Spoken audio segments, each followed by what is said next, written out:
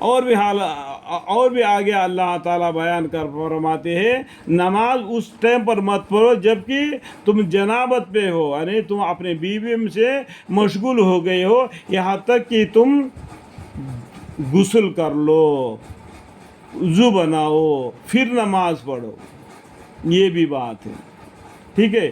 اور حالت جناب میں بھی، اور بتسنا تمہارے مسافر ہونے کی حالت کے یہاں تک کہ غسل کرو لو، یعنی تم مسافر ہے اور تم اپنے بیویوں سے ہم بستری کیے ہیں، تم کو پانی ملے تو غسل کر کے نماز پڑھو، اگر پانی نہیں ملتا ہے تم تیمم کر کے نماز پڑھو۔ اللہ تعالیٰ نے تمہیں نماز معافی نہیں کی، تیمم کر کے بھی نماز پڑھنا، تیمم کر کے بھی غسل کر سکتے ہیں۔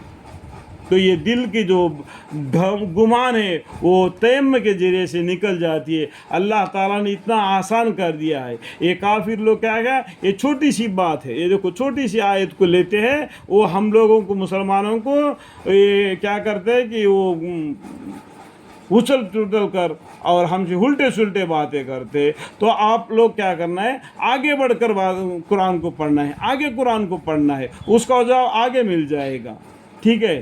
یہ حالت سفر میں ہو یا تم میں سے کوئی شخص استنجے سے آیا ہو، یعنی جو پیشاب کر کے آ گیا، پانی نہیں ملا، تو اس ٹائم پر جب پانی ملے گا تو پاک صاف ہو جاؤ، پھر نماز پڑھو۔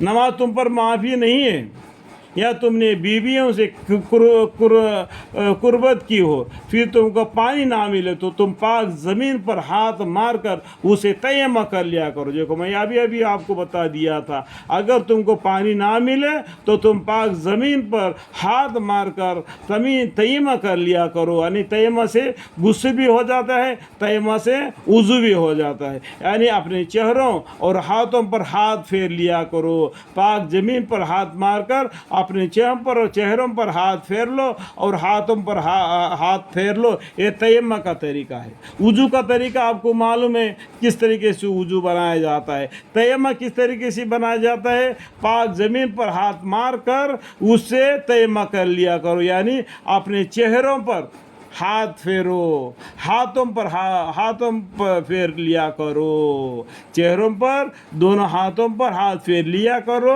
پھر اللہ تعالیٰ بڑے معاف کرنے والے، بڑے بخشنے والے ہیں۔ اس طریقے سے کر کر بھی تم غسل کو پاک ہو سکتے ہو، نماز کو بھی پڑھ سکتے ہو۔ یہ کافر لوگوں نے یہ تھوڑی سی آیت کو لے کے دین اسلام کو اچھل پھسال کرنا چاہتے، تو ان کو منہ توڑ جواب دینے کے لیے آپ کو یہاں سے لے کر یہاں تک پڑھنا پڑے گا، یہاں تک۔ دیکھو میں انگلی بتا رہا ہوں، دیکھو 104 نمبر پیج ہے، یہاں پر جو لکھا ہوا ہے اس بات کو، اس کو جواب دینے کے لیے آپ کو یہاں تک کہ آیت کو پڑھ کر اس کو منہ توڑ جواب دے سکتے ہو۔